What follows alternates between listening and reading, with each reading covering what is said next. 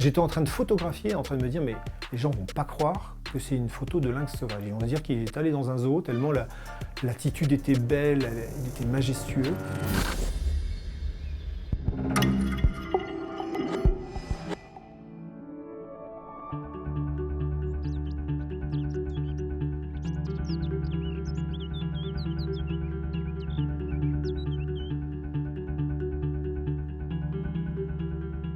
Tous les signes de présence sont bons à prendre.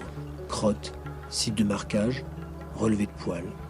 Et bien sûr, les traces dans la neige, pendant l'hiver. Il y a certaines espèces, notamment dans le Jura, qui vivent à environ 900 et 1400 mètres d'altitude.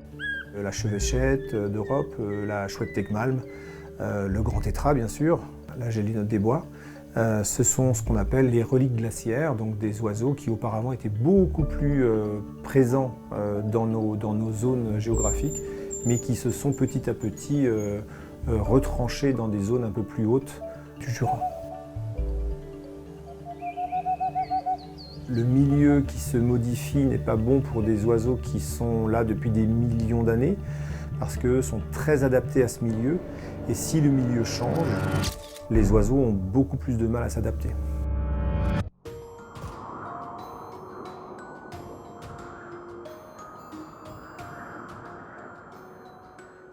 Et ce que j'ai pu constater, c'est que j'ai vu du renard roux en fait. Et le renard roux est un animal beaucoup plus gros que le renard polaire, peut même prédater le renard polaire. Et il y a encore quelques années, en fait, il était extrêmement rare de voir du renard roux dans ces zones très très reculées et très froides. Et maintenant, effectivement, il a tendance à monter. Et on a des chances de voir un écosystème qui va se déséquilibrer puisque le renard roux va prendre la niche écologique du renard polaire.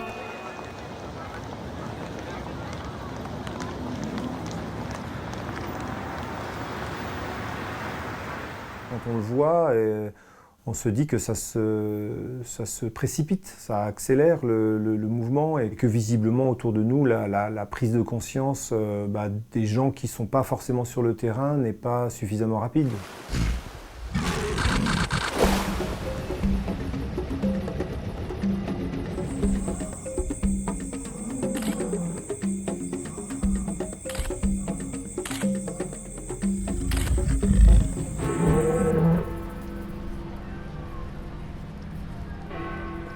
J'ai eu la chance en fait de découvrir que derrière mon studio photo, j'avais un vieux cimetière presque abandonné et j'avais 3 familles de renards. Vous faites tout le temps le même bruit et vous venez tout le temps au même endroit. Et en fait, les animaux vont finir par s'habituer. Ça prend plusieurs semaines de travail, mais effectivement, c'est une technique qui fonctionne plutôt bien. Et par conséquent, j'ai eu une jeune renarde, qui s'était tellement habituée à moi que quand j'en rentrais dans le cimetière en voiture, elle suivait ma voiture. Cette petite renarde, je l'ai beaucoup photographiée, notamment au grand angle, parce que je pouvais la faire s'approcher de moi.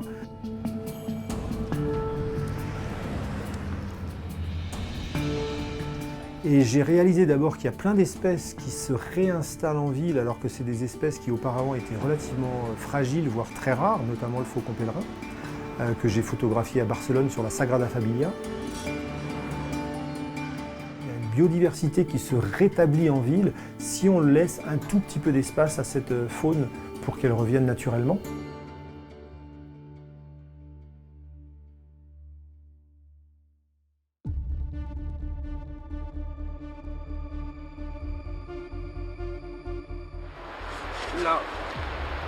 Là, l'appareil, là, un flash ici.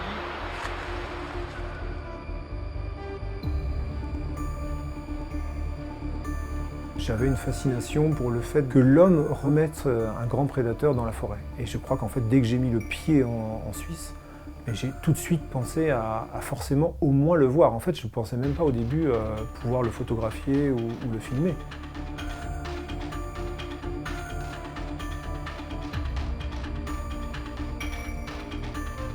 J'avais calculé une fois que j'avais attendu sur le même spot 110 jours pendant la période de reproduction. 110 jours sur le même spot et je l'ai vu 3 fois. C'est une obsession, mais c'est en fait une nécessité. C'est-à-dire que si vous voulez faire quelque chose sans déranger l'animal, Si vous voulez le voir et qu'il ne vous voit pas, eh ben, faut tout simplement devenir invisible et attendre. Évidemment, des fois, la motivation, elle s'effrite, quoi. Il y a plus de... J'en peux plus. J'en peux plus de voir tout le temps les mêmes arbres, j'en peux plus de voir tout le temps les mêmes cailloux. Et puis à un moment donné, tout s'anime, la forêt se fige, là, et puis il y a l'animal qui passe. Les semaines d'attente, en fait, elles disparaissent.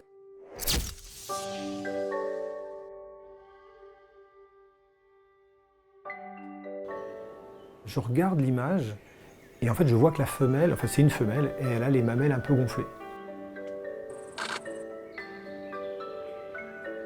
Et je suis resté 4 jours dans l'affût et le 4e jour, je vois une petite boule de poil qui sort de la lisière, une deuxième petite boule de poil et en fait c'est deux petits chatons.